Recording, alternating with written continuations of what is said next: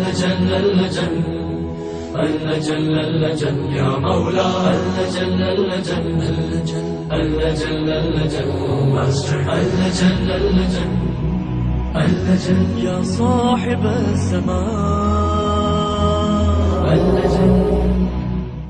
ام المومنین والمومنات حضرت خدیجہ کبریٰ سلام اللہ علیہا کی وفات کے سلسلے کی مجلس ہے،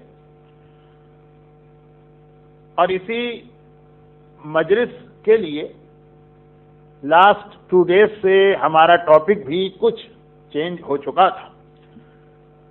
کل میں نے سورہ تحریم کی وہ سیکنڈ لاسٹ آیت کی تلاوت کی ہے، جس کو آج بھی میں نے تلاوت کیا کہ اللہ ایمان لانے والوں کے سامنے فرعون کی بیوی، نام تو نہیں ہے لیکن ہمیں اور آپ کو معلوم ہے کہ جناب آسیہ، اللہ ایمان لانے والوں کے سامنے فرعون کی بیوی کی ایک مثال پیش کر رہا، ایک نمونہ، ایک ماڈل، کہ جو یہ کہہ رہی ہیں کہ اے میرے رب جنت میں میرے لیے گھر بنا، مجھے فرعون اور اس کے عمل سے نجات دلا. کل اس آیت کی آدھی تفسیر تو ہو چکی، لیکن اس سے پہلے جس آیت کی میں نے تلاوت کی، آج میں نے 2 آیتوں کی تلاوت کی. تو جو پہلی آیت کی تلاوت کی ہے یہ سورہ مبارکہ روم کی آیت ہے، اور یہ سورہ وہ سورہ ہے جسے شب قدر میں تلاوت کیا جاتا ہے. شب قدر آپ کو معلوم ہے قرآن کی رات ہے. یہ لفظ ذرا اچھا تو نہیں ہے کہ قرآن کی سالگرہ، جس رات کو پروردگار نے قرآن نازل کیا، اور اس رات کو ہمیں پورا قرآن پڑھنے کا تو حکم نہیں دیا گیا اس لیے کہ وہ ہماری طاقت سے باہر ہے، لیکن قرآن کے جن 3 سوروں کا سلیکشن کیا گیا یقیناً وہ کچھ اتنے امپورٹنٹ سورے ہوں گے کہ جو پورا سال ہم مشہور سورے پڑھتے ہیں، سورہ یاسین ہے یا سورہ رحمان ہے یا سورہ ملک ہے، وہ نہیں. شب قدر کے لیے اسپیشل یہ 3 سورے، یقیناً کوئی نہ کوئی ایسا میسج ان سوروں میں ہے جو خدا نے قرآن کی رات یہی 3 سورے رکھی. تو ان میں سے ایک سورہ ہے سورہ روم، سورہ نمبر 3030، اور اس کی ایک آیت کی تلاوت آج میں نے کی. دراصل یہ آیت جب کل کی میں مجلس میں ایک جملہ کہہ رہا تھا، اس وقت یہ آیت میرے ذہن میں تھی، ٹائم نہیں تھا کہ میں اس آیت کی تلاوت کرتا. ایک جملہ میں نے کہا تھا نا کہ حوروں کے ساتھ ٹائم پاس کیا جا سکتا، زندگی نہیں گزاری جا سکتی. اور قرآن کریم کی اب اس آیت کو سنیے جو سورہ روم کی آیت ہے، اور انشاءاللہ 10-12 دن کے بعد آپ شب قدر میں اس آیت کو تلاوت کر رہے ہوں گے. اللہ اعلان کر رہا ہے وَمِنْ آیَاتِهِ، میری نشانیوں میں سے ایک نشانی یہ، اللہ اپنی سائنس بتا رہا کیسے ایک آدمی پہچانے کہ اس کائنات میں کوئی ہے، کوئی کریٹر ہے، کوئی اللہ ہے. تو اپنے وجود کی ایک سائن یہ بتائی کہ ان خلق لکم من انفسکم ازواجا، اللہ نے تمہارے لیے تمہاری بیویوں کو کریٹ کیا ہے اور خلق کیا. لیکن کیا کہا؟ من انفسکم، تمہارے لیے تمہاری بیویاں یہ لائف پارٹنر تم میں سے بنائی گئی، حوروں میں سے نہیں. اور آپ میں سے ہر ایک کو معلوم کہ حضرت آدم کی پیدائش یا کریشن کے بعد وہ جنت میں حوروں کے ساتھ بھی زندگی گزار رہے تھے، فرشتے بھی تھے، حوریں بھی تھی، ساری نعمتیں، لیکن نہیں، ایک لائف پارٹنر چاہیے تھا ان کو. جناب حوا کو آدم کے بعد کریٹ کیا گیا، آدم کے ساتھ نہیں. جیسا کہ روایتوں میں ڈیٹیل ہے کہ جب آدم نے کمپلین کی، اپنے آپ کو لونلی یا اکیلا محسوس کر رہے تھے، بھری جنت، جنت کی ساری نعمتیں، لیکن پھر بیوی وہ اتنا انسانی لائف کے لیے امپورٹنٹ رول پلے کرتی کہ جنت میں رہنے کے بعد بھی آدم جیسا معصوم، جو زیادہ ٹائم تو ہمارے اور آپ کے حساب سے عبادت میں لگاتے ہوں گے، اور اللہ نے پھر آدم کی ریکویسٹ یا دعا کو قبول کر کے حوا کو پیدا کیا. لیکن آیت آدم اور حوا کے لیے نہیں، ہم سب کے لیے، کہ میری نشانی یہ ہے کہ میں نے تمہارے لیے تم میں سے، حوروں میں سے نہیں، تم میں سے ازواجا لائف پارٹنر کو پیدا کیا. اور کیوں پیدا کیا اللہ نے عورت کو؟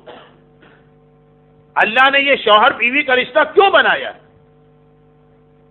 خود اس آیت میں اس کے 3 ریزن بتائے گئے. لِتَسْكُنُوا إِلَيْهَا، بلکہ مین ریزن تو یہی ہے، مین پرپس. لِتَسْكُنُوا إِلَيْهَا، تاکہ تمہیں سکون ملے، پیس آف مائنڈ. وَجَعَلَ بَيْنَكُمْ مَوَدَّةً وَرَحْمَةً، اور اللہ نے تمہارے اور تمہاری بیویوں کے درمیان ایک محبت رکھی ہے اور ایک رحمت رکھی ہے. یہ 3 چیزیں جو قرآن نے بتائی نا، یہ ایک چین سائیکل ہے. ایک کا رزلٹ دوسری چیز ہے، دوسری کا رزلٹ تیسری چیز ہے. یہ یاد رکھیے. اصل مقصد بتایا لِتَسْكُنُوا إِلَيْهَا، تمہیں سکون ملے، پیس. جہاں سکون ملے گا جعل بینکم مودہ، وہیں محبتیں پیدا ہوں. جہاں گھر میں سکون نہیں ہوگا، ہر وقت دھمال ہوگا، ہر وقت جھگڑا ہوگا، ہر وقت ہنگامہ ہوگا، وہاں محبت نہیں ہوگی گھر والوں. تو سکون ہوگا تو محبت ہوگی، اور جب گھر والوں کے درمیان محبت ہوگی تو وہ رحمہ پھر خود بخود وہاں پہ اللہ کی رحمت نازل ہوگی. رحمت وہیں پہ آتی ہے کہ جہاں آپس میں محبت، اور محبت وہیں پہ آتی ہے کہ جہاں گھر میں ایک پیس آف مائنڈ اور سکون. اب ہر عورت کے لیے قرآن کریم کی یہ آیت ہے کہ اے عورت، سمجھ لے کہ اللہ نے تجھے جو پیدا کیا ہے، تیری کریشن کا مقصد ہے گھر میں سکون لانا. جب تو سکون لائے گی تو گھر میں محبت آئے گی، اور جب محبت آئے گی تو پھر اللہ کی رحمت نازل ہوگی. لیکن سب سے بہترین اس آیت کا اطلاع، یا یہ آیت سب سے بہتر جس کی زندگی میں ہے، وہ جناب خدیجہ کی زندگی. پیغمبر اسلام کی ایک بیوی کا نام ہے حضرت عائشہ. خود ان کی یہ روایت ہے، اور برادران اہل سنت کی سب سے معتبر کتاب اتھینٹک بک صحیح بخاری، اس میں یہ روایت موجود. 2 روایتیں ہیں حضرت عائشہ کی.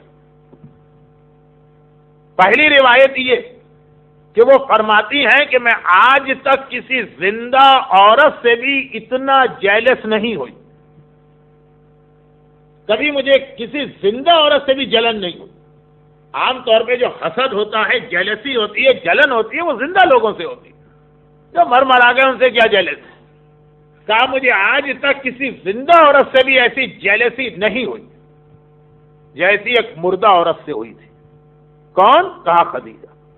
اس لیے کہ اٹھتے بیٹھتے ہر جگہ اللہ کے رسول جناب خدیجہ کی وفات کے بھی کئی سال بعد تک اپنی زندگی کے آخری سانس تک خدیجہ ہی کا تذکرہ کرتے.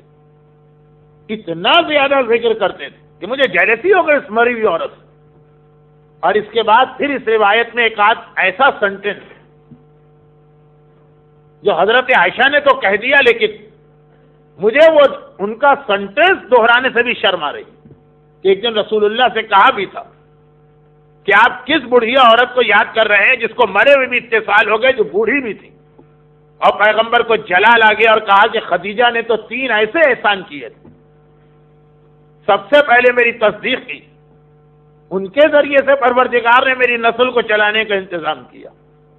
انہوں نے اپنے سارے مال کو میرے لیے سیکریفائز کر دیا. خاص طور پہ یہ جملہ پیغمبر نے اپنی باقی بیویوں سے کہا. ریزن 21 پارہ 21ویں پارے کی آخری آیت پڑھ لیجئے گا، کیونکہ وقت نہیں ہے. کل بھی لوگوں نے کمپلین کی کہ مولانا تقریر بہت لمبی ہو گئی. میں 1.5 گھنٹے سے زیادہ نہیں پڑھتا ہوں، لیکن بہرحال رمضان تھا تو ذرا سا لوگوں کو کمپلین ہو گئی. 21 پارہ 21ویں پارے کی آخری آیت پڑھ لیجئے گا. آج یہی ایک کام کر لیجئے گا گھر میں کسی وقت، آج اور کل، خالی ٹرانسلیشن. پیغمبر کی یہ ساری بیویاں جو خود بھی غریب گھرانوں سے آئیں، وہ آ کے رسول اللہ سے کہتی ہیں کہ آپ کے گھر میں تو ہم نے ہمیشہ مصیبت اٹھائی. یہ جو آپ کی بیوی آپ سے کمپلین کرتی رہتی ہے کوئی نئی بات نہیں ہے. رسول اللہ کی ساری بیوی آ کے کہتی ہے اس گھر میں تو ہم کو فاقے ہی فاقے ملے. کتنے ہم آرام سے اپنے باپ کے گھر میں رہتے تھے، یہاں آ کے تو ہماری زندگی عذاب ہو گئی. ایسے ایسے جملے کہے. یہ پیغمبر نے قسم کھا کے سیپریشن اختیار کے 1 مہینے تک ساری بیویوں کو چھوڑ کے مدینے سے باہر چلے گئے. اور وہ قرآن کریم کی آیت نازل ہوئی کہ اگر تمہیں دولت دنیا چاہیے تو آؤ، رسول تمہیں الگ کر دے گا، لیکن وہ ڈیٹیل میں جانے کا وقت تو چھوڑیں، شارٹ میں بھی بیان کرنے کا وقت نہیں۔ جن کے گھر میں فاقے تھے وہ آ کے رسول خدا سے کمپلین کر رہی ہیں، اور جو خدیجہ طاہرہ کے گھر میں سونے اور چاندی کے پہاڑ تھے وہ سب انہوں نے رسول پہ قربان کر دیا، پلٹ کے کبھی کوئی سوال ہی نہیں کیا کہ میری دولت کہاں گئی۔ تو حضرت عائشہ کہتی ہے کہ رسول نے جواب یہ دیا، اولاد انہی کے ذریعے سے ملی، اپنا مال انہوں نے مجھ پہ قربان کیا، یہ باقی عورتیں تو ہر وقت مانگتی ہی رہی، اور سب سے پہلے میری تصدیق کی۔ اور دوسری حدیث حضرت عائشہ کی ہے کہ اللہ کے رسول رحمت للعالمین، لو کنت فظا غلیظ القلب، قرآن کہہ رہا ہے کہ تمہارا دل سخت نہیں ہے، بہت ہی نرم، بہت ہی سافٹ اسپوکن، لیکن ایسا آدمی جو بہت ہی سافٹ ہو، بہت ہی نرم، جسے کبھی غصہ نہیں آتا، لیکن جب ایسے آدمی کو غصہ آتا تو پھر وہ بڑا سخت غصہ ہوتا۔ تو اللہ کے رسول بہت ہی صبر والے، بہت ہی پیشنس، بہت ہی ٹالرنس، لیکن جب کبھی جلال آتا تھا رسول اللہ، حضرت عائشہ کہتی ہے ہم میں سے کسی کی ہمت نہیں ہوتی تھی رسول کے سامنے جانے کی۔ لیکن اب کیسے رسول کو کول ڈاؤن کرے، کیسے رسول کا جلال ختم کرے، غصہ ختم کرے۔ حضرت عائشہ کہتی ہے ہم نے فارمولہ بنایا تھا، ساری جو رسول کے گھر کی، باقی رسول کی جتنی بیویاں تھیں، ہم نے فارمولہ بنایا تھا کہ جب رسول اللہ بڑے غصے کے عالم میں ہوں اور فوراً ان کو کول ڈاؤن کرنا، ہم ان کے سامنے حضرت خدیجہ کا ذکر چھیڑ دیتے تھے۔ بس جہاں حضرت خدیجہ کا نام رسول نے سنا اور ایک دم ایسا پیغمبر اسلام میں تبدیلی آ گئی، یہ لفظ رسول کے لیے اچھا تو نہیں ہے کہ ایسا موڈ چینج ہو گیا، پتہ ہی نہیں چلا کہ پیغمبر کو جلال تھا یا غصہ تھا، ہنس ہنس کے، مسکرا کے خدیجہ طاہرہ کے حالات بیان کرنے لگے۔ رسول خدا ان کا جلال ختم کرنے کے لیے ان سے مسکرا کے باتیں کرنے کے لیے ایک فارمولہ رسول کی بیویوں نے بنایا، اور وہ ہے خدیجہ طاہرہ کا ذکر۔ آج ہم اور آپ تو اس لیے بھی خدیجہ طاہرہ کا ذکر کر رہے کہ ہماری ماں اس دنیا سے گئی، اور اس لیے بھی کہ اس کے ذریعے سے رسول خدا کی خوشی ہم کو ملے گی، اور جس سے رسول خدا خوش اس سے پروردگار عالم خوش۔ لیکن یہ بات ہو رہی ہے خدیجہ طاہرہ کے انتقال کے کتنے سال بعد، کتنی بیویاں اس کے بعد رسول کے گھر میں آ گئیں۔ جو حضرت عائشہ کا جملہ میں نے ابھی بتایا، یا رسول اللہ کب تک ایک مری بھی عورت کو یاد کریں گی؟ اللہ نے ان سے بہتر اور ان سے زیادہ جوان عورتیں آپ کو دیں، لیکن پیغمبر نے زندگی بھر یاد رکھا۔ اور یہ بھی سمجھ لیجیے کہ ہمارے یہاں دو سلسلے، ایک ہے 14 معصومین کا سلسلہ، 14 معصوم ہم اپنے بچوں کو یاد کراتے ہیں کہ معصوم 14 اور ان کے نام یاد کراتے ہیں، لیکن ایک ساتھ میں سلسلہ اور یہ وہی ہے جو زیارت وارثہ میں ہم اور آپ کہتے ہیں، یا مولا یا ابا عبداللہ اشہد انک کنت نورا، مولا حسین میں گواہی دیتا ہوں کہ آپ نور تھے، نور ہیں، نور رہیں گے، فی الاصلاب الشامخہ والارحام المطہرہ، ایک باپ کے سلسلے سے اور ایک ماں کے سلسلے سے۔ تو ایک تو 14 معصومین کا سلسلہ اور ایک 14 معصومین کی ماؤں کا سلسلہ۔ وہاں 14 ہیں مردوں میں، عورتوں میں 13 ہیں، اس لیے کہ شہزادی کونین 2 معصومین کی ماں، یعنی اب وہ 13 نام سن لیجیے۔ حضرت آمنہ رسول خدا کی ماں، حضرت فاطمہ بنت اسد مولا علی کی والدہ، حضرت خدیجہ طاہرہ شہزادی فاطمہ کی ماں، خود شہزادی فاطمہ جو حسن و حسین کی ماں، جناب شہر بانو چوتھے امام کی والدہ، جناب فاطمہ بنت حسن مجتبی 5ویں امام کی والدہ، جناب ام فروہ 6 امام کی والدہ، جناب ام حمیدہ 7ویں امام کی والدہ، جناب نجمہ خاتون 8ویں امام کی والدہ، جناب سبیکہ، جناب سمانہ، جناب حدیثہ 9ویں 10ویں اور 11ویں امام کی ماں، جناب نرجس خاتون۔ تو یہ 13 عظیم خواتین کہ جن میں سے ہر خاتون کو پروردگار کسی نہ کسی نور کا حامل قرار دیا، ان میں جناب خدیجہ کا نام آتا۔ لیکن اس سے پہلے کہ میں بات آگے بڑھاؤں، صرف ایک بات یاد دلا دوں، وہ یہ کہ حدیث قصہ میں شہزادی کونین کا خصوصی تذکرہ، بلکہ جب جبرائیل نے پوچھا کہ اس چادر تطہیر کے نیچے کون؟ ہم فاطمہ تو و ابوہا و بالہا و بنوہا، شہزادی کے ذریعے سے تذکرہ ہوا، وہاں پنجتن کو جوڑا ہے شہزادی سے۔ یہاں میں نے دو سلسلے آپ کے سامنے بتائے، ایک 14 معصومین کا سلسلہ جو رسول خدا سے شروع ہو کے ہمارے زمانے کے امام تک جاتا، ایک ان کی ماں کا سلسلہ ہے جو جناب آمنہ، جناب فاطمہ بنت اسد، جناب خدیجہ طاہرہ، جناب فاطمہ زہرا، جناب شہر بانو، جناب فاطمہ بنت حسن مجتبیٰ، جناب ام فروہ، جناب ام حمیدہ، جناب نرجس خاتون، جناب سبیکہ، جناب سمانہ، جناب حذیفہ اور جناب نرجس، دو بالکل پیرلل سلسلے چل رہے ہیں، مگر یہ خصوصیت فاطمہ زہرا کو حاصل ہے کہ وہ اس سلسلے میں بھی شامل ہے اور اس سلسلے میں بھی شامل ہے۔ ان دونوں کو جوڑنے والی اور ملانے والی ذات شہزادی کون ہے ان کی؟ اور خدیجہ طاہرہ وہ ہیں جنہیں پروردگار نے یہ شرف عطا کیا کہ وہ اس فاطمہ کی ماں قرار پائیں۔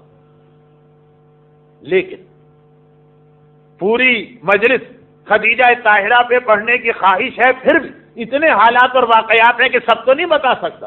ایک جملہ دوہرا کر میں ذرا سا ایک عام ٹاپک پہ جاتا ہوں، اور وہ جملہ یہ کہ جناب عائشہ کا یہ کہنا کہ رسول اللہ کو اگر اپنے سے راضی اور خوش کرنا، یعنی پیغمبر کو اگر جلال آ گیا، لفظ غصہ تو پیغمبر کی شان کے خلاف ہے، لیکن کیا کروں، اردو اگر صحیح طریقے سے بولی جائے تو آپ کی سمجھ میں نہیں آئے گی، اس لیے یہ لفظ استعمال کرتا ہوں۔ پیغمبر کا غصہ اگر ختم کرنا ہے تو جناب خدیجہ کا ذکر، کیوں؟ اس لیے کہ اتنا سکون جناب خدیجہ نے پیغمبر کو پہنچایا، اور قرآن کریم کہہ رہا ہے کہ وَمِنْ آیَاتِهِ أَنْ خَلَقَ لَكُم مِّنْ أَنفُسِكُمْ أَزْوَاجًا لِتَسْكُنُوا إِلَيْهَا، ہم نے عورت کو بنایا ہی اس لیے تاکہ وہ تمہیں سکون پہنچا۔ تو کائنات میں یہ آیت سب سے زیادہ بہتر جن کے لیے ثابت ہے وہ خدیجہ طاہرہ، جنہوں نے اللہ کے رسول کو ایسا سکون پہنچایا، جو خود اللہ کا رسول ساری کائنات کو سکون دے، خدیجہ طاہرہ پیغمبر کے لیے ایسا سکون لے کے آ رہی ہیں۔ اب یہاں پہ میں نے کہا ذرا سی اب جرنل بات کریں اپنے اور آپ کی بیویوں کے حوالے سے، ان کو یاد دلایا جائے۔ تم خدیجہ طاہرہ کی بیٹی ہو، تم اپنی ماں کی سیرت اور سنت کو یاد کرو۔ اور وہ جرنل بات جو 2 دن سے چل رہی تھی، عورت کا رول، ویسے اسلام میں بھی اور امام کے بعد بھی، ظہور امام کے بعد بھی، اس میں ایک چھوٹی سی بات دیکھیے، آج کی ساری دنیا کا سب سے بڑا ایک پرابلم، اب لیکن پرابلم کا جو وہ سلوشن ڈھونڈتے ہیں وہ غلط ہے۔ یہ تو ایسا ہی ہے کہ جیسے ایک آدمی باہر سٹی سینٹر میں گیا یا راؤنڈ اباؤٹ پہ گیا جہاں خوب لائٹیں وغیرہ لگی ہیں، وہاں کچھ ڈھونڈ رہا تھا، کسی نے اس کو دیکھا اور کہا کیا ڈھونڈ رہے؟ تو مثلاً اس نے کہا کہ گھر کی چابی گر گئی ہے، مثلاً لاکر کی چابی گر گئی ہے، اس کو ڈھونڈ رہا۔ تو کہا کہاں گری ہے بتاؤ، ہم بھی مدد کر۔ کہا وہ گھر کے اندر گری۔ ارے میں گھر کے اندر گری ہے تو یہاں کے کیوں ڈھونڈ رہے؟ کہا گھر میں اندھیرا بہت تھا، یہاں روشنی تھی، میں نے سوچا جہاں روشنی ہے وہیں تو چیز ڈھونڈنا چاہیے۔ دیکھیے کتنی بڑی یہ حماقت کی بات ہے کہ آپ بھی ہنس دی، لیکن آج کی مغربی دنیا یہی کر رہی ہے، آج کے مسلمان یہی کر رہے ہیں۔ آج ہر آدمی کو پیس آف مائنڈ چاہیے، لوگوں کے پاس پیسہ بہت آ گیا، لوگوں کے پاس لگژری بہت آ گئی، گھر میں کتنی سہولت کی چیزیں، پوچھیے اپنے بزرگ سے، ہمارے محترم بزرگ باہر تشریف فرما ہیں، اور بھی اپنے باپ سے، دادا سے، نانا سے، نانی سے پوچھیے گا، پہلے پیسے کم تھے، یہ لگژری نہیں تھی، ہر ایک کے پاس موٹر کار نہیں ہوتی، گھر میں پنکھے اور ایئر کنڈیشن نہیں ہوتے تھے، ہیٹر نہیں ہوتے، عورتوں کو ویکیوم نہیں ملتا تھا، جھاڑو دینا پڑتی، کوئی یہ کچن میں کام کرنے کے اپلائنسز نہیں تھے، وہ سل بٹا جو تھا اس کے اوپر مسالہ پیسنا پڑتا تھا، بلکہ پرانی عورتیں آپ کو اب تک اپنی انگلیاں دکھائیں گی کہ جب وہ سل بٹے کو پیستی تھی تو ان کی سانس جس طرح سے اس کے اوپر وہ بٹا اٹھا کے مارتی تھی، جس کا وہ آج کل ریونج اپنی بہوؤں سے لیتی ہیں۔ خیر وہ تو ایک الگ چیز ہے، ایک الگ ٹاپک، لیکن کتنی برکت تھی، کتنا گھر میں سکون تھا، کتنی خوشی تھی۔ آج پیسے کی ریل پہ وہ آدمی بھی جو کہتے ہیں کہ جی ہم بڑے پرابلم میں ہیں، لیکن پہلے کے مقابلے میں کتنا پیسہ، غریب سے غریب آدمی بھی یہاں موٹر پہ بیٹھا ہوا پھرتا، ہر گھر کے اندر جو بیسک نیسیسٹیز ہیں جس کو تو ہم لگژری کہیں گے، لیکن آج ہر گھر میں موجود۔ اور یہ خالی سویڈن کی بات نہیں کر رہا، انڈیا میں، پاکستان میں ہر جگہ اسٹینڈرڈ آف لیونگ بہت ہائی ہو گیا۔ میں بہت پرانی حضرت آدم کے زمانے کی بات نہیں کر رہا ہوں، میں اپنے بچپنے کی بات جانتا ہوں، جس گھر میں ٹیلی فون لگتا تھا پورا محلہ باری باری آ کے دیکھتا تھا، جس گھر میں فریج یا ریفریجریٹر ہوتا تھا پورے محلے والے اس گھر میں آ کے دیکھا کرتے تھے یہ ہے کیا چیز، اس سے ٹھنڈی ٹھنڈی ہوا نکلتی. لیکن اب دیکھیے اسٹینڈرڈ آف لیونگ بڑھ گیا، سکون کہاں، پیس آف مائنڈ نہیں رہا. ہر آدمی ٹینشن میں، ہر آدمی ڈپریشن میں. کسی صحیح ڈاکٹر سے پوچھئے گا کہ 90% جو ہماری فزیکل بیماریاں اس کا ریزن جسم میں کوئی خرابی نہیں ہے، وہ یہی سائیکولوجیکل ہوتا. یہ بلڈ پریشر ہائی ہے، یہ کسی کو ہارٹ کا پرابلم ہے، یہ کسی کو شوگر کا پرابلم ہے، لوگ ڈاکٹر کہتے ہیں. ہم نے کہا جی ہم اتنی کوشش کرتے ہیں شوگر ہماری کنٹرول نہیں ہوتی. کہیں شوگر اس سے کنٹرول بھی نہیں ہوگی، کوئی ٹینشن مت لیجیے، کوئی ڈپریشن نہ آنے دیجیے ذہن پہ. وہ پہلے چٹنی اور روٹی کھا کے لوگ گزارا کرتے تھے، بڑے خوش ہوتے تھے، رات کو اچھی نیند آتی تھی. خیر بہت لمبی بات ہو رہی ہے، لیکن خلاصہ یہ کہ آج سب کچھ ہے، گھروں میں سکون نہیں. لندن کے ڈیلی مرر میں وہ ایڈورٹائز میں نے اپنی آنکھوں سے دیکھا تھا ارلی 90s میں. کوئی سنی سنائی بات بھی نہیں، ہاں کسی مومن نے لا کے دکھایا تھا، لیکن میں نے دیکھا تھا کہ ایک آدمی کہہ رہا میں 1 ملین پاؤنڈ کراؤنے سے بہت بڑا ہوتا، 1 ملین پاؤنڈ اس آدمی کو دوں گا جو مجھے ایک رات کی نیچرل نیند دے دے.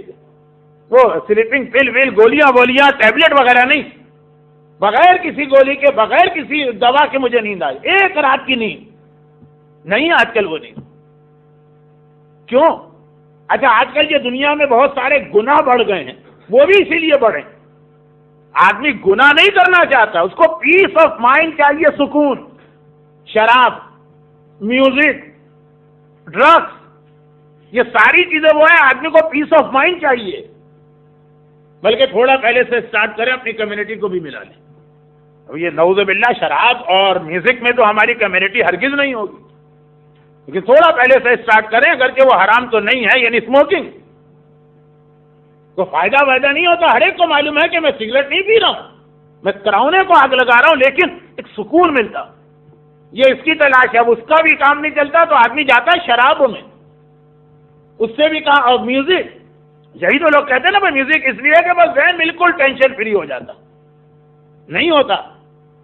اور پھر میوزک کی اور سخت قسم سننا ہوتی ہے. اس کے علاوہ ڈرگس، جو آج کل دنیا کی ہر کنٹری کا سب سے بڑا پرابلم ہے، ڈرگس. کیوں آدمی لیتا ہے؟ پیس آف مائنڈ کے لیے، اور کیا ہے ڈرگس. لیکن وہی بات کہ پیسے گرے ہیں، چیک گرا ہے، پیپر گرا ہے گھر کے اندر، ہم آ کر اس کو سٹی سینٹر میں ڈھونڈ رہے ہیں کہ جی یہاں پہ روشنی زیادہ. جو چیز تمہاری جہاں گری ہے، جہاں کھوئی ہے، وہیں ڈھونڈنا پڑے گا. سکون تمہیں نہ شراب میں ملے گا، نہ میوزک میں ملے گا، نہ ڈرگس میں ملے گا.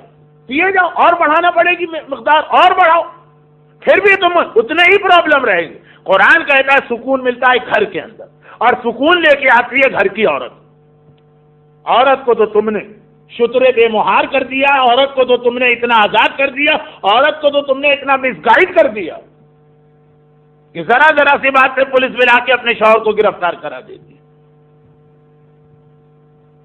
یعنی مسئلہ ہماری کمیونٹی کا بھی. شکاگو میں مجلس پڑھنے گیا تو پتا چلا کہ بھائی جن صاحب کے یہاں تھا ان کا مولانا معاف کیجیے گا میں چائے نہیں بن سکی. کیوں نہیں بن سکی؟ کہا بیوی نے کہا تمہارے گیسٹ ہے، میرے کو تھوڑی، تم بناؤ کیا. اچھا میں تو آئے تھا پاکستان سے، میں نے کہا بنواتے آپ؟ کہا مولانا 2 دفعہ جیل میں جا چکا ہوں. تو آپ نے کیوں نہیں کہا اپنی بیوی کے والد سے، خصوص سے؟ کہا بیچارے خود 3 مرتبہ جیل جا چکے. اور یہ بات ان لوگوں کی تھی جو وہاں شکاگو میں پیدا نہیں ہوئے، فیملی کراچی کی تھی. تو اب یہ ہے کہ عورت کو پہلے تو اتنا زیادہ، دیکھیے عورت کی بڑی عزت ہے اسلام میں، بڑی رسپیکٹ ہے اسلام میں، لیکن مسئلہ یہ کہ جس چیز میں اس کی رسپیکٹ ہے اس میں رسپیکٹ نہیں دی جا رہی، اور جس میں اس کو کوئی رسپیکٹ نہیں دی گئی اس میں رسپیکٹ دی جا رہی. شوہر کے حوالے سے ایک ذمہ داری ہے، اس کو شوہر کی اطاعت تو کرنا پڑے. تو اب مغربی دنیا کا، ویسٹرن سوسائٹی کا سب سے بڑا پرابلم ہے جو اب ہمارے ملکوں میں آ چکا ہے. جب سے یہ میڈیا بنا ہے اس وقت سے اب کوئی چیز ویسٹ اور اس کی نہیں رہی، لیکن آ چکا ہے کہ ہر ایک کو سکون چاہیے. جو خدا نے سکون کے لیے ڈرگس بنائی ہے یا میڈیسن بنائی ہے یا سلوشن رکھا، اس کو چھوڑ کر ہم دوسرے سلوشن میں جا رہے ہیں. ہماری عورت اگر ٹھیک رہے، حضرت آدم کو اسی لیے ہوا چاہیے تھی۔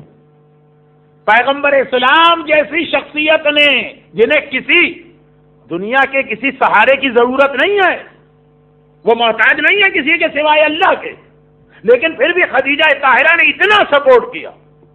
اور یہ ایک بہت ہی مشہور حدیث ہے، آپ نے سنی ہوگی لیکن ایک بار اور سن لی۔ ہمارے پانچویں امام محمد باقر علیہ الصلوۃ والسلام بنی اسرائیل کا ایک واقعہ بتا رہے ہیں۔ جب امام بتا رہے تو یہ حدیث ہو گئی۔ وہ فرماتے ہیں کہ ایک آدمی تھا، اس کو بہت غلط اور خراب قسم کی بیوی مل گئی۔ جو آیت میں نے کل بھی تلاوت کی اور آج بھی تلاوت کی ہے، یہ سورہ تحریم کی آیت ہے، سورہ کا نمبر ہے 66۔ اس کے آخر میں خدا جو ہے دو آیتیں پیش کی۔ ایک تو میں نے تلاوت کی، ضرب اللہ مثلا للذین آمنوا، اللہ مومنوں کے لیے ایک ماڈل، ایک نمونہ، ایک مثال دیتا ہے۔ وہ دو عورتوں کا نام لیا، جناب آسیہ اور جناب مریم۔ اچھا خیر، کل میں نے ایک بات کہی تھی، آج کہی تھی، اس کو اور میں واضح کر دوں۔ پورے قرآن میں صرف ایک عورت کا نام آیا، جناب مریم، باقی کئی عورتوں کا ذکر ہے، نام کہیں نہیں آیا۔ حضرت حوا تک کا نام نہیں آیا، حاجرہ اور سارہ کا بھی نام نہیں آیا۔ تو خیر دو عورتوں کا ذکر کیا، ایک مریم اور ایک آسیہ، یہ مومنوں کے۔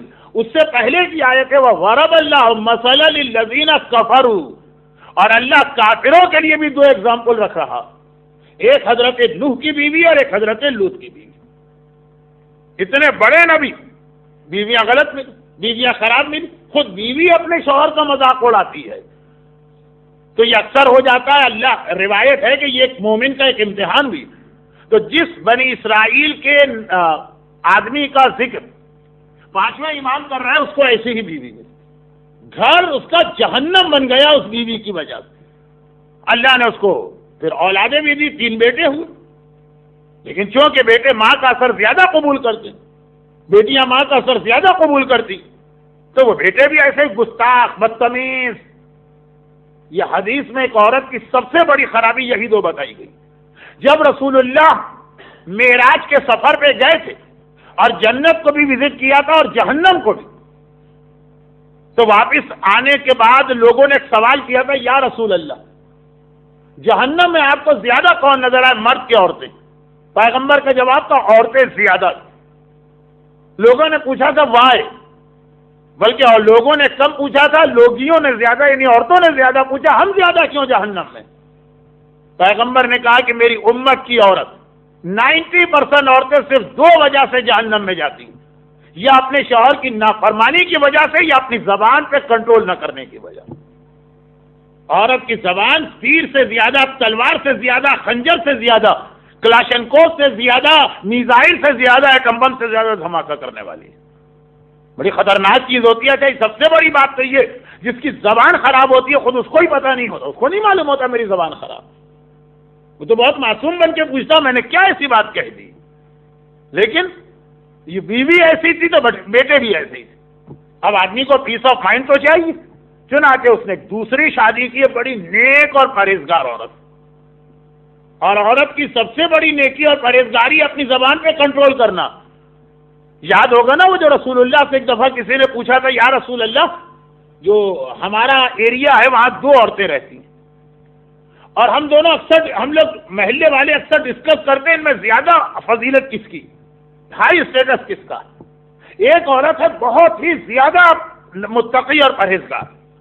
بھائی واجب نماز، واجب روزہ تو ہر ایک کو کرنا، لیکن ہر وقت سنت نمازیں اور قرآن کی تلاوت اور روزہ، لیکن بس یہ ہے کہ زبان کی بڑی خراب ہے، جب بولتی کسی نہ کسی کا دل دکھا دیتی۔ اور دوسری عورت ہے نماز روزہ کوئی خاص نہیں کرتی، خالی واجب نماز، خالی واجب روزہ۔ رسول اللہ کے زمانے میں یہ 5 نمازیں اور رمضان کے روزے تو مانا جاتا ہے کچھ بھی نہیں ہے، کہ یہ تو ہر ایک ہی کرتا ہے، اس کے علاوہ کوئی نماز روزہ نہیں کرتی، زیادہ قرآن نہیں پڑھتی، دعائیں نہیں پڑھتی، لیکن اخلاق اس کا بہت اچھا، ہر ایک سے ہمدردی کرتی۔ تو اب کس کو ہم کہیں جو زیادہ قرآن پڑھے اور دعائیں کمیل پڑھے اور نماز اور روزہ کرے؟ پیغمبر نے کہا ان دونوں میں کمپیئر کرنا ہی غلط، ایک جہنمی ہے اور ایک جنتی ہے، جنتی میں کمپیئر ہو سکتا ہے، جہنمی میں کمپیئر ہو سکتا ہے؟ جہنم و جنت میں کیا کمپیئر؟ یا رسول اللہ اس میں جہنمی کون ہے؟ کہا جو اپنی زبان سے مومن اور مومنہ کا دل دکھاتی ہے. سارا تقویٰ ختم ہو کے رہ جاتا ہے جس وقت ایک بس زبانی کی. کبھی نہیں مانے گا بس زبان آدمی کہ میں بس زبان. الٹا کمپلین کرے گا دیکھیں فلاں صاحب ناراض ہوگا میں نے تو کچھ بھی نہیں کہا تھا. لیکن یہ آج کا ٹاپک ذرا کچھ زیادہ پھیل رہا ہے اس لیے میں اس کو سمیٹتا ہوں. تو دوسری اس نے عورت سے شادی کی جو بڑی نیک اور پرہیزگار تھی, شوہر کا خیال کرنے والی تھی, اللہ نے ایک اولاد بھی دی, لیکن وہ خیر ابھی چھوٹا ہی تھا, 10-11 سال کا, باپ کا انتقال ہو گیا. اور باپ بہت ساری جائیداد چھوڑ کے مرا. اب یہ والا جو ہمارے یہاں ایک سسٹم آج کل ہے جائیداد کی تقسیم کا, یہ تو شریعت اسلامیہ میں ہے, پتہ نہیں بنی اسرائیل میں کیا سسٹم تھا. شاید کچھ ایسا سسٹم تھا جو آج کل ویسٹ میں ہو سکتا ہے کہ اولڈ ٹیسٹیمنٹ میں یہی طریقہ کہ مرنے والا جس کے لیے ول کر کے جائے گا ساری جائیداد اس کی, باقی کسی وارث کا کوئی حق نہیں. سویڈن کا لا مجھے نہیں پتا, لیکن انگلینڈ کا یہی لا ہے, امریکہ کا یہی لا ہے, کینیڈا کا یہی لا ہے, اور آسٹریلیا کا یہی لا. جس کو چاہے مرنے والا جائیداد دے دے, چاہے کسی کتے اور بلی کو دے دے تو اس کو مل جائے گا, بچوں کو نہیں ملے گا.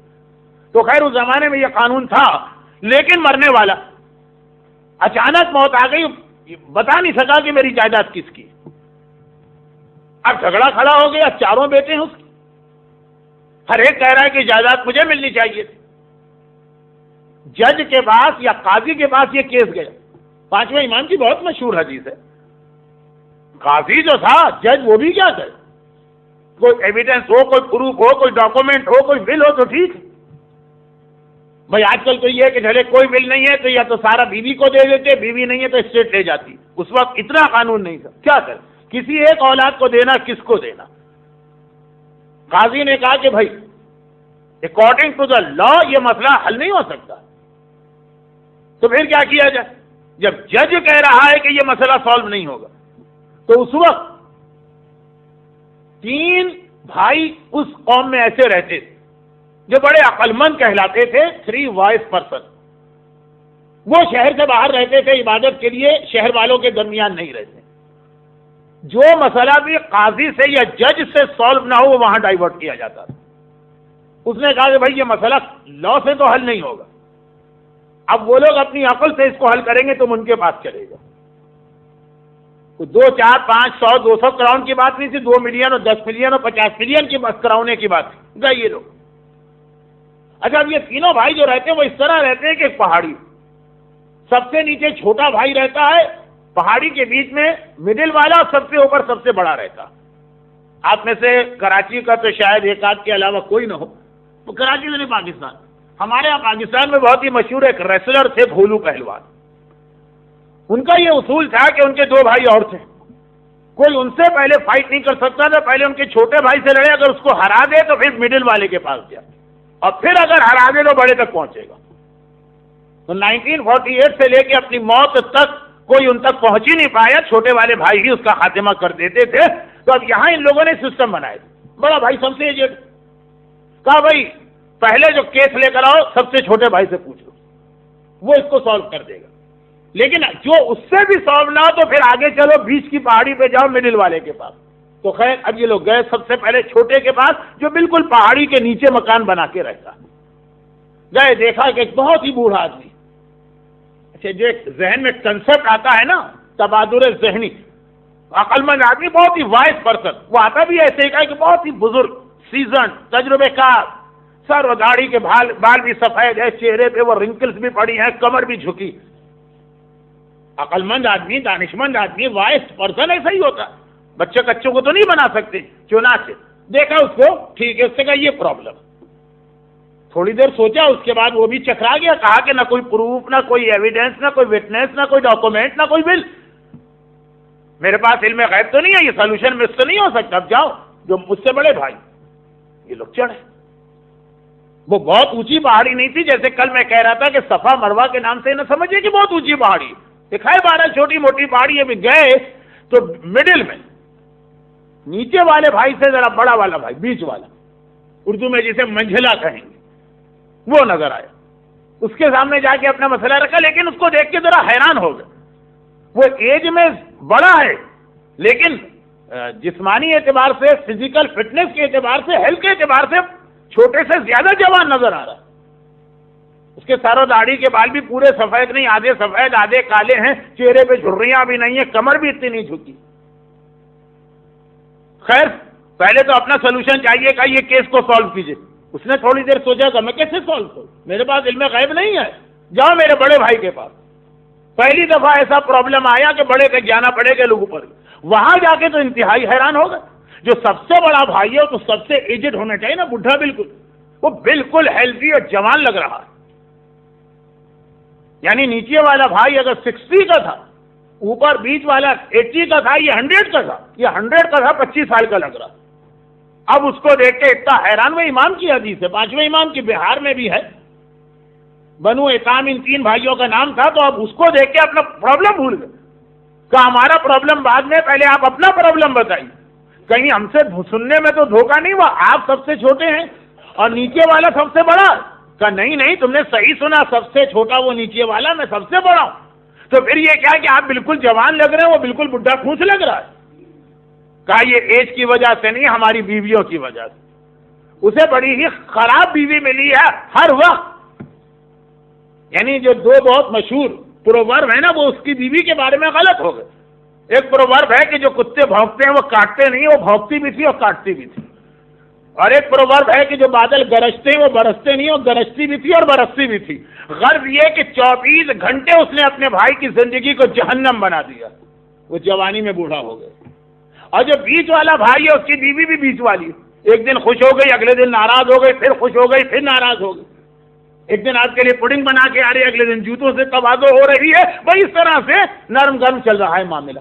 اور میری بیوی بہرحال اتنا میرا خیال کرتی ہے اور ایسا مجھے اس نے سکون پہنچایا ہوا، کبھی میری مرضی کے خلاف کوئی بات نہیں کرتی. ہر چیز میں یہ خیال کرتی ہے کہ میں کیا چاہتا ہوں، اپنے دل کو بھول گئی. چنانچہ اس کے بیہیویئر کی وجہ سے میں بڑھاپے میں جوان اپنے آپ کو محسوس کر رہا ہوں. امام فرماتے ہیں کہ یاد رکھو، یہ گھر، یہ اولاد، یہ خود تم، ہر چیز کا دار و مدار تمہاری بیوی پر. وہ چاہے تو آدمی کو واقعاً جوانی میں بوڑھا کر دے، اور اگر چاہے تو واقعاً بوڑھے آدمی کو جوان رکھے. ہم نعوذ باللہ یہ چیزیں رسول اللہ کے لیے نہیں، لیکن ہم نے دیکھا کہ جناب خدیجہ نے کس طرح سے پیغمبر کے ساتھ بہیو کیا کہ مرتے دم تک رسول نے یاد رکھا، اور دوسری بیویوں نے کس طریقے سے بہیو کیا. یہی فرق ہے. رسول عادل، خدا کے عادل نمائندے، کسی کے ساتھ زیادتی نہیں کریں گے. خدیجہ تھی ایسی. جیسا 5واں امام کہہ رہا ہے کہ ہر عورت کو اپنے شوہر کے حوالے سے ہونا چاہیے، اس لیے کہ اللہ نے شوہر کو، بیوی کو پیدا ہی اس لیے کیا. قرآن کی آیت ہے وَمِنْ آیَاتِهِ أَنْ خَلَقَ لَكُم مِّنْ أَنفُسِكُمْ أَزْوَاجًا لِتَسْكُنُوا إِلَيْهَا. ہم نے عورتوں کو اس لیے بنایا تاکہ وہ تمہیں سکون پہنچائیں. اب عورتیں بھی کمپلین کریں گی کہ مولانا ہو کہ شوہر ہی ایسا نامعقول اور نالائق ہو، تو تب بھی تمہیں اپنی ڈیوٹی انجام دینا. اس کا ریزن تو میں کل بتاؤں گا، آج ساری باتیں نہیں آئیں، لیکن پہلے ایک چھوٹی سی بات اور سن لی. رسول اللہ کا زمانہ ہے مدینے کا. جب اسلام مدینے میں گیا تو جہاد واجب ہوا، اور مکے کے کافروں نے جلن کی وجہ سے مدینے پہ مسلسل اٹیک کی. اب اندازہ کریں کہ رسول اللہ مدینے میں 10 سال رہے، اور اس 10 سال میں مور دین 80 جنگیں ہوئی مسلمانوں اور کافروں. صرف 10 سال جو مدینے کے تھے. وہ واقعہ یاد ہے نا کہ متوکل کی ماں نے، یا متوکل نے منت مانی کہ میں مال کثیر راہ خدا میں دوں گا، اور جب اس کی منت پوری ہو گئی مال کثیر دینا، کثیر مانے بہت زیادہ، لیکن کتنا زیادہ. اب پرابلم آ گیا، کثیر کسے کہتے ہیں؟ 10 کروڑیں کثیر ہیں کہ 50 کروڑیں کثیر ہے کہ 500 کروڑیں کثیر. ایک آدمی کہ میں بہت مال دوں گا راہ خدا میں، بہت کسے کہتے ہیں؟ کتنا وہ دے. پھر کوئی مسلمان عالم مسئلہ سالو نہ کر سکا. 10ویں امام سے پوچھا، انہوں نے کہا 80 درہم دو. لوگوں نے آبجیکشن کیا، 80 کیسے بن گیا کثیر؟ 10ویں امام نے یہی آیت تلاوت کی. سورہ توبہ میں خدا کہہ رہے ہیں لقد نصرکم اللہ فی مواطن کثیرہ. اللہ نے کثیر جگہ تمہاری مدد کی تو 10ویں امام نے کہا پیغمبر کو 80 جنگیں لڑنا پڑی تھیں، قرآن نے 80 جنگوں کو کثیر کہا، تو 80 جنگیں رسول نے 10 سال میں لڑی ہیں، ایک سال میں 8، سال میں 12 مہینے ہوتے ہیں، 8 جنگیں لڑنا پڑ رہی ہیں، تو پیغمبر مدینے میں جہاد کے بڑے فضائل بتا رہے ہیں، لوگوں کو جہاد کا ثواب بتانا پڑے گا ورنہ لوگ نہیں جائیں گے میدان جنگ میں۔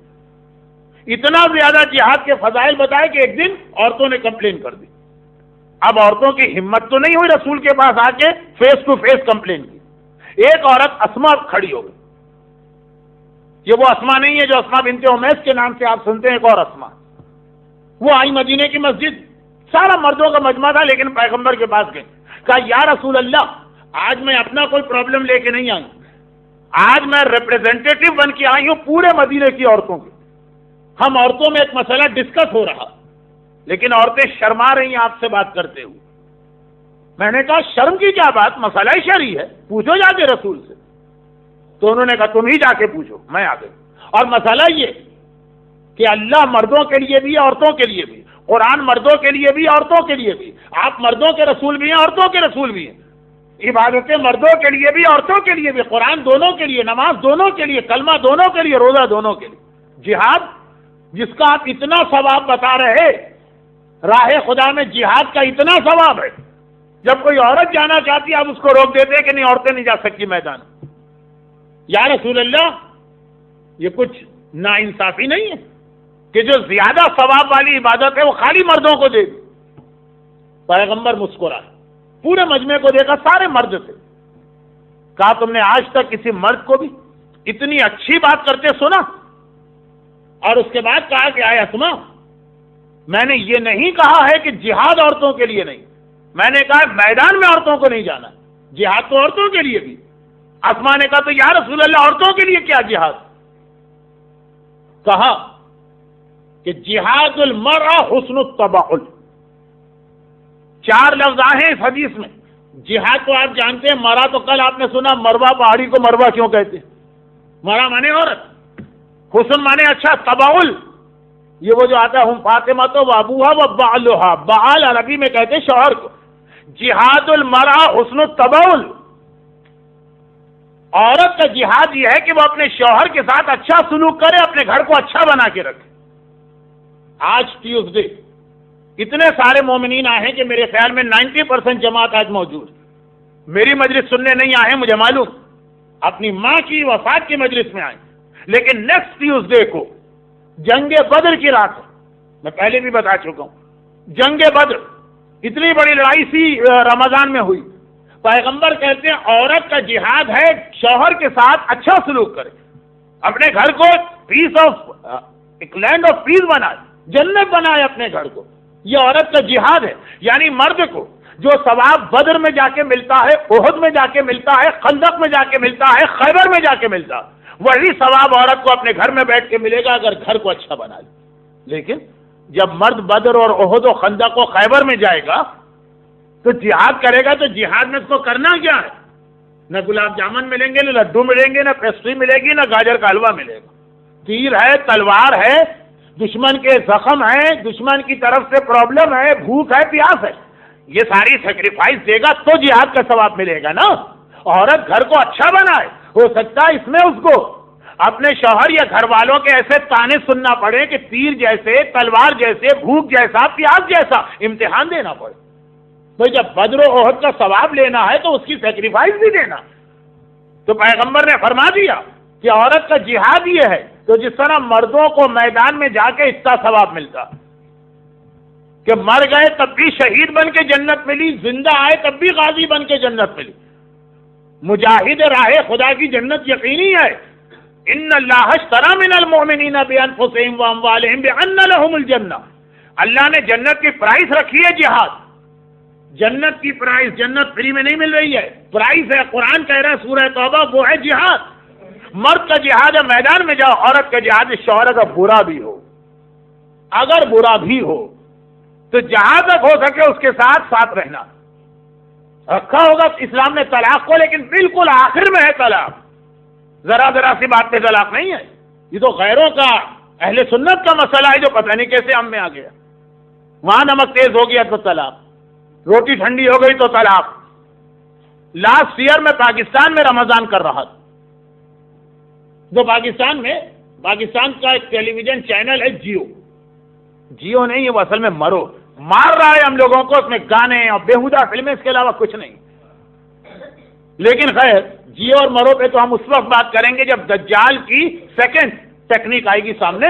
ابھی تو اتنی سی بات، تو اس میں ایک پروگرام آتا ہے عالم آن لائن، اس میں مسئلے مسائل بتاتے ہیں. میں اس وقت فیصل آباد میں تھا جو پاکستان کا تیسرا بڑا شہر. ایک عجیب مسئلہ میں نے سنا وہاں پر، وہ طلاق کا مسئلہ بتا کے مولانا صاحب نے یہ کہا کہ اور میں مسلمانوں کو ایک ایڈوائز کرتا ہوں. اچھا کیا ایڈوائز کرتے ہیں؟ کہا کہ اپنے بچوں کے نام کبھی طارق نہ رکھیے گا. بھائی طلاق کا مسئلہ چل رہا ہے، یہ نام وام کہاں سے اس میں آ گئے؟ کہا اس لیے کہ ہو سکتا ہے کبھی آپ اپنے بیٹے کو پکارے طارق طارق طارق، ادھر آنا، غلطی سے نکل جائے طلاق طلاق طلاق، ادھر آنا، طلاق ہو جائے گی. نہ آپ کی نیت ہے، نہ آپ کا خیال ہے، نہ ذہن میں. آپ تو بیٹے کو بلا رہے ہیں کہ طارق آنا، لیکن سلپ آف ٹنگ طلاق کہہ دیا، ہو گئی طلاق. بیوی آرام ہو گئی، بیوی کو چھوڑنا پڑے گا بچے کو بلاتے بلاتے. اس لیے کوئی ایسا نام اپنے بچے کا نہ رکھیں جو طلاق سے ملتا جلتا ہو. غلطی سے بھی آپ کی زبان پہ آ گیا تو ہو گئی طلاق. لیکن یہ شیعوں کا طریقہ کہاں سے بن گیا؟ پوری دنیا میں جہاں جائیے طلاق کا ریشو اتنا بڑھ رہا. لیکن خیر یہ آج کا ٹاپک نہیں. آج کا ٹاپک صرف یہ ہے کہ یہ پرابلم آ بھی اس لیے رہے کہ عورتیں اپنی ڈیوٹی بھول گئی. مردوں کی بھی کچھ ذمہ داری ہے. رسول اللہ نے آخری دم تک جناب خدیجہ کے احسان کو یاد رکھا. وہ اپنی بیوی کو کی جو پریز ہے، جو ان کا حق بنتا ہے، وہ تعریف کر رہے ہیں وہ اپنے شوہر کے ساتھ اس طرح. تو پیغمبر نے کہا عورت کا جہاد، انشاءاللہ اگر ٹاپک میں آیا تو نیکسٹ ٹیوزڈے کو مردوں کا جہاد ذرا ڈیٹیل سے آئے گا، بدر. لیکن عورت کو وہی ثواب جو مرد کو میدان میں جا کے ثواب ملتا ہے، وہ عورت کو گھر میں بیٹھے مل رہا. لیکن شرط یہ ہے کہ واقعاً اپنے گھر کو جنت بنائے، پیس وہاں. دیکھیں گا پیس آف مائنڈ گھر میں ہے نا، تو چاہے گھر میں فاقے بھی ہو، اچھی زندگی گزرتی ہے. اپنے بزرگوں سے پوچھ لیجیے. لیکن جناب خدیجہ طاہرہ کے لیے پیغمبر نے ایک اور خاص ان کا پریز کیا، اور وہ یہ کہ سب سے پہلے انہوں نے میری تصدیق کی. ان کے ذریعے اللہ نے مجھے اولاد دی. یہ شاید تھوڑا سا یہ بیان امام حسن کی خوشحالی میں آ جائے کہ رسول کی نسل حسن مجتبیٰ سے چلی، اور وہ جناب خدیجہ کے ذریعے سے اپنا مال مجھے دیا، اور انہوں نے سب سے پہلے میری تصدیق کی. دیکھیں یہ بھی پیغمبر نے خاص طور پر جناب خدیجہ کے لیے کہا. بہت بڑی بات ہے، چھوٹی بات نہیں ہوتی. یہ یاد رکھیے گا کہ ایک آدمی اس کی بیوی اس کو پریس کرے دل کی گہرائی سے، یہ بہت مشکل کام ہوتا. بیوی عام طور پہ شوہر کو زیادہ لفٹ نہیں کراتی. وہ تو ہمارے یہاں جوک ہے، لیکن اب شاید اردو کا ہے اس لیے میں گجراتی یا سویڈش زبان میں نہیں سمجھا پاؤں. یہ مشہور ہے کہ ایک صاحب تھے، وہ بڑے متقی اور پرہیزگار تھے، تو ان کو میڈیکل مل گئے. اور بڑے بڑے میڈیکل دکھاتے تھے، ساری دنیا کے لوگ ان کے پاس دعا تعویذ پرابلم لے کے آتے تھے. بیوی کبھی نہیں مانتی. سارے لوگ ایسے ہی بکتے ہیں، میں جانتی ہوں اس میں ہے کیا میرے شوہر میں. ایک دن انہوں نے سوچا کہ بغیر بیوی کو انفارم کیے ہوئے کوئی میڈیکل دکھانا چاہیے. لوگ گھر سے باہر گئے اور میڈیکل کے ذریعے سے وہ ہوا میں فلائی کرنے لگے. کافی اونچا گھر کے اوپر سے اڑتے ہوئے گئے. خاص دیکھا کہ بیوی دیکھ رہی ہے کہ نہیں دیکھ رہی. بیوی گھر سے نکل آئی. نیا منظر کا آدمی اڑتا ہوا جا رہا. شام کو گھر میں آئے تو بیوی نے کہا کہ پتہ ہے تمہیں، اچھا بہت بڑا کوئی مقدس آدمی ہمارے شہر میں آیا، وہ آسمان سے فلائی کر رہا تھا، اتنی اس میں طاقت ہے. مسکرا کے کہا کہ وہ میں ہی تو تھا. اب جو سنا بیوی نے کہا اچھا تبھی میں سوچ رہی تھی ٹیڑھے ٹیڑھے کیوں اڑ رہے ہو، اڑنا بھی نہیں آتا.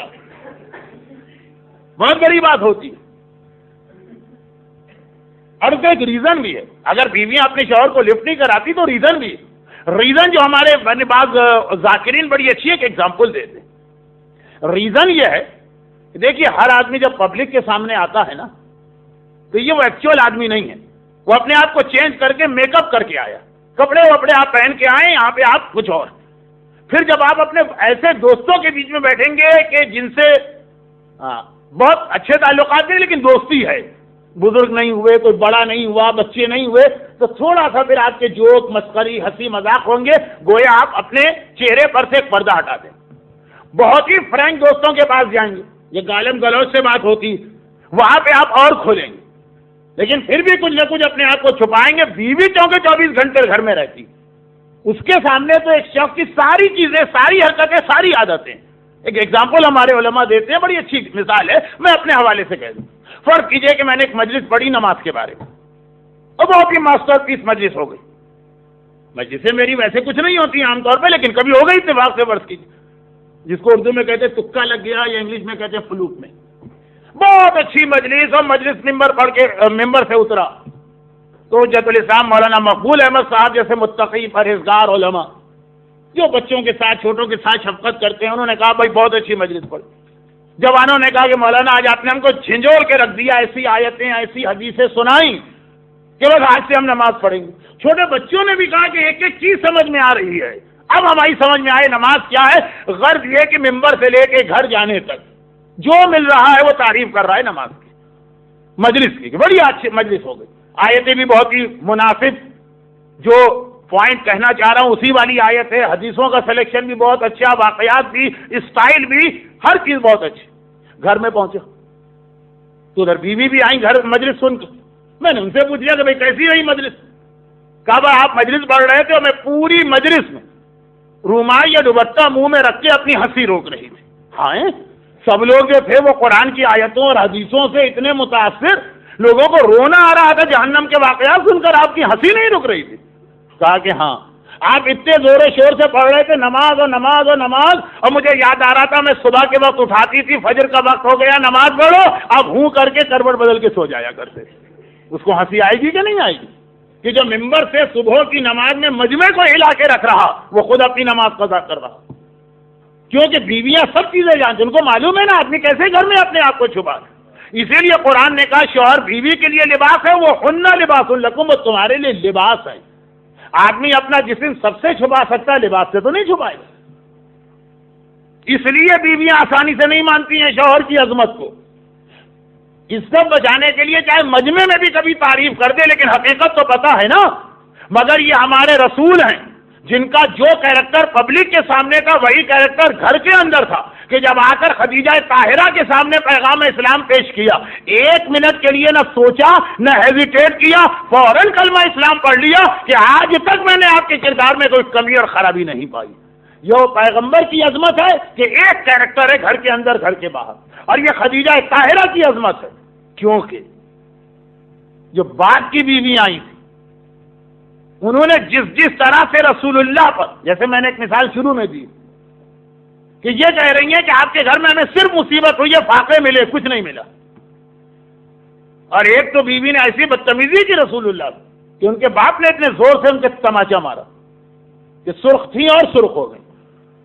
جیسا کہا جاتا کہ تھی کہ نہیں تھی اللہ بہتر جانتا، لیکن خلاصہ یہ کہ عظمت ہے وہ خدیجہ طاہرہ کی کہ پیغمبر نے کہا جب سب نے مجھ کو جھٹلایا تو جو گھر میں میرے ساتھ رہنے والی جسے پتا ہے میرا کردار گھر و باہر کا، اس نے سب سے پہلے میرا کلمہ پڑھا۔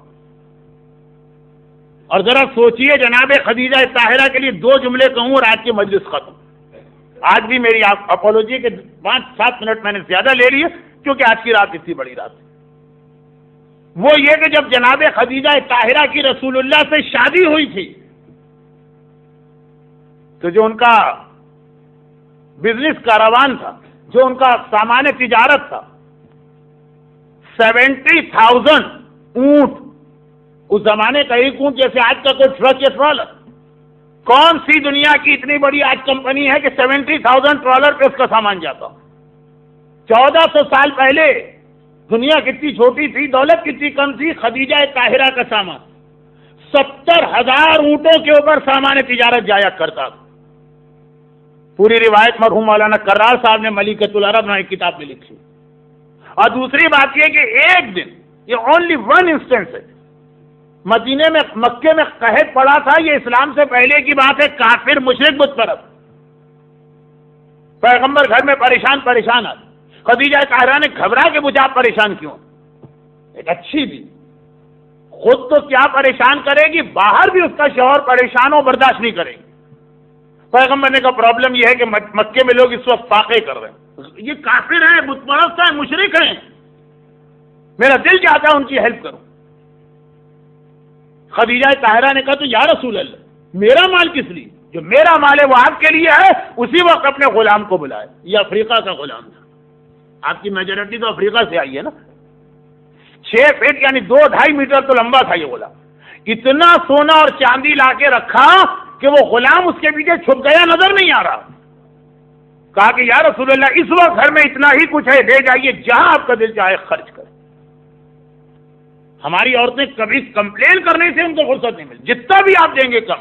خدیجہ طاہرہ اپنا جو کچھ مال ہے سب رسول پہ قربان کر رہے۔ اینڈ یہ ہوا کہ 3 سال مکے کے کافروں نے ایک ایگریمنٹ کر کے رسول کا بائیکاٹ کیا، صرف رسول کا بائیکاٹ، مگر رسول کی فیملی کے لیے آفر تھی کہ اگر تم رسول کا ساتھ چھوڑ دو تو آؤ ہمارے ساتھ رہو، تمہارا کوئی بائیکاٹ نہیں۔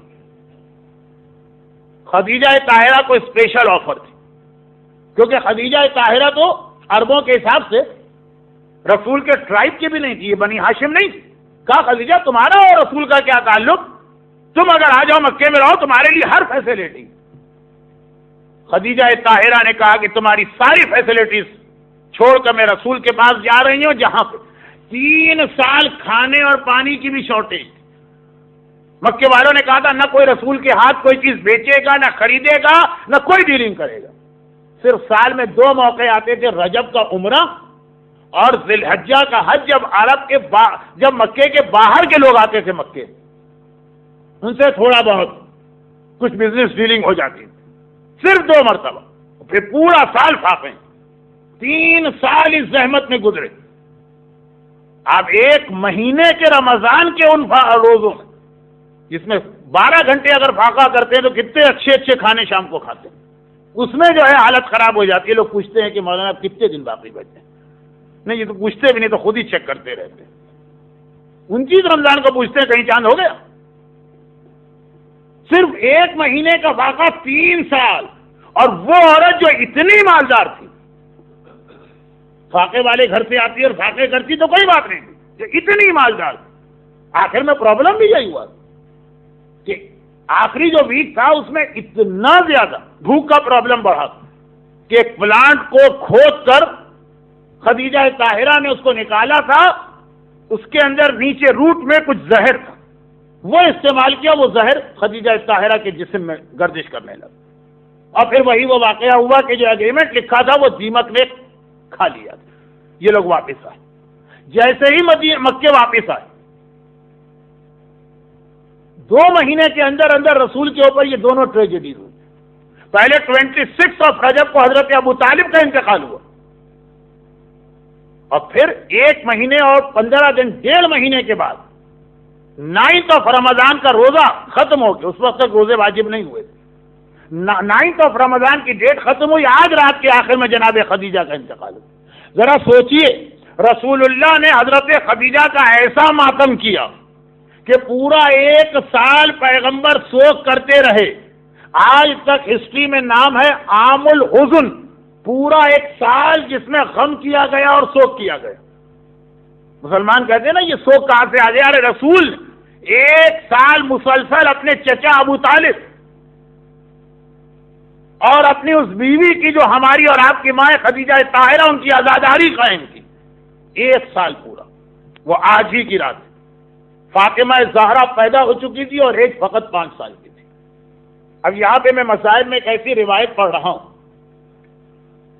جو آج کل ہمارے یہاں کم پڑھی جاتی ہے، مرحوم مولانا ابن حسن نہروی صاحب اکثر پڑھا کرتے تھے، اور جو میرا اصل ٹاپک چل رہا ہے یہ اس کا ایک حصہ بھی ہے۔ وہ یہ کہ جب زمانے کے امام واپس آئیں گے نا تو خالی امام زمانہ نہیں آئیں گے، 1 بائی 1 سارے معصومین آئیں گے، اور سب سے آخر میں شہزادی فاطمہ آئیں گے، اور اس کے بعد اہل بیت کی فیملی کے دیگر ممبرز بھی آئیں گے، لیڈیز اور جینٹس۔ یہ ایک روایت ہے جس کی ڈیٹیل انشاءاللہ موقع ملا تو رجعت کے عنوان سے جو 1-2 تقریریں ہوں گی اس میں آ جائے گی۔ اب خلاصہ یہ کہ 9 رمضان کا دن ختم ہوا، زہر جناب خدیجہ کی باڈی کے اندر سرکولیٹ کر رہا، تکلیف بڑھتی چلی جا رہی، جناب خدیجہ طاہرہ نے فجر کی نماز کے قریب ایک بار اپنی بیٹی فاطمہ زہرا کو بلایا، شہزادی کو بوسہ دیا، اور اس دنیا سے جناب خدیجہ 10 رمضان کی صبح کو رخصت ہو گئی۔ پیغمبر اسلام کی آنکھوں میں آنسو، مولائے کائنات کو بلاتے ہیں، اور ایک بار علی اور رسول نے مل کر خدیجہ طاہرہ کا جنازہ اٹھایا اور جنت المعلا میں، جو جنت المعلا بھی کہلاتا ہے، جا کے دفن کیا۔ انشاءاللہ آپ میں سے جو لوگ اس سال یا آنے والے سالوں میں حج پہ جائیں گے تو اپنی ماں کی قبر کی زیارت بھی کریں گے۔ پہلے تو وہاں جانے ہی نہیں دیتے تھے، اب اس کے بہت قریب تک جانے دیتے ہیں۔ پیغمبر نے وہاں لے جا کے جناب خدیجہ کو دفن کیا۔ جب واپس آئے تو دیکھا گھر کے صحن میں فاطمہ زہرا بے چینی اور بے قراری سے ٹہل رہی ہیں، روتی جا رہی ہیں، کہتی جا رہی ہیں، بابا آپ میری ماں کو کہاں لے کے گئے؟ ہائے میری ماں! مگر یہ خدیجہ دنیا سے گئی تو ہے، ایک بار پھر واپس آئیں گی، اور وہ وہی روایت ہے کہ جب امام زمانہ آ گئے، ایک ایک کر کے باقی 12 امام بھی آ گئے، 12 امام جمع ہو گئے، پھر رسول خدا بھی آ گئے۔ رسول خدا نے آنے کے بعد کربلا کے میدان میں عدالت لگائی اور اعلان کیا، آج تک جس پر ظلم ہوا ہے، اگر میرے امتی نے ظلم کیا ہے وہ اپنا کیس لے کر آئے، میں مظلوم کا ساتھ دوں گا، ظالم کو سزا دوں گا۔ ادھر پیغمبر نے یہ کہا اور ادھر ایک مرتبہ خدیجہ طاہرہ اس دنیا میں دوبارہ آ رہی ہیں، اور اکیلے نہیں آ رہی ہیں، وہ فاطمہ زہرا کے ساتھ آ رہی ہیں، جو 10 رمضان کی صبح بے چینی سے مکان میں فریاد کر رہی تھی، بابا میری ماں کہاں چلی گئی؟ یہ فاطمہ ظہور امام کے بعد اپنی ماں خدیجہ کے ساتھ آئیں گی۔ خدیجہ اور فاطمہ رسول اللہ کے پاس پہنچیں گی، دونوں نے چادریں پہنی ہیں۔ ایک بار خدیجہ کہیں گی، یا رسول اللہ یہ بتائیے کیا میں نے آپ کا حق ادا کرنے میں کوئی کوتاہی کی ہے؟ پیغمبر رونے لگیں گے، خدیجہ میں نے سب کے حق کا بدلہ دے دیا، مگر تو نے اتنے احسان کیے ہیں، تیرا تو بدلہ میں بھی نہ دے سکا۔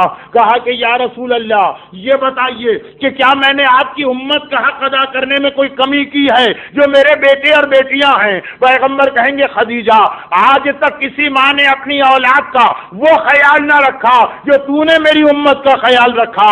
وہ اتنا سنتے ہی خدیجہ کہیں گی، یا رسول اللہ تو پھر یہ بتائیے آپ کی امت نے یہ ظلم مجھ پر کیوں کیا؟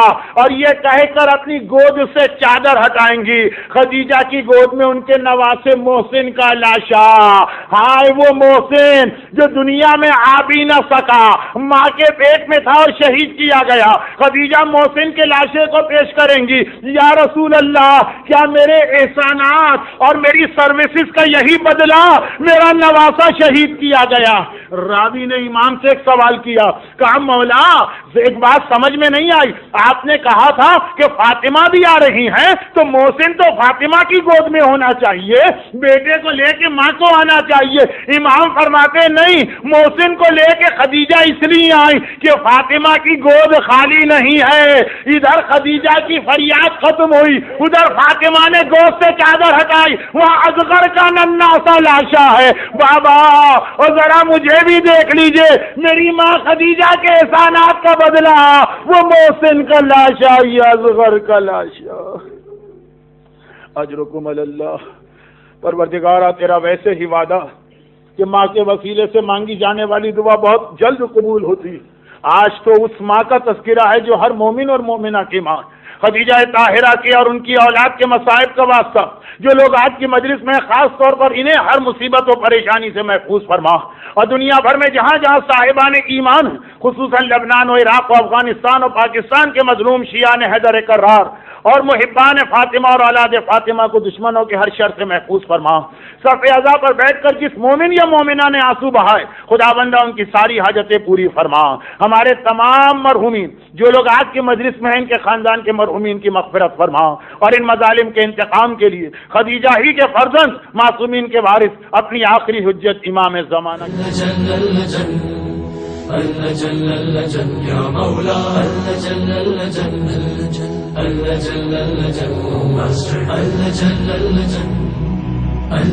يا صاحب السماء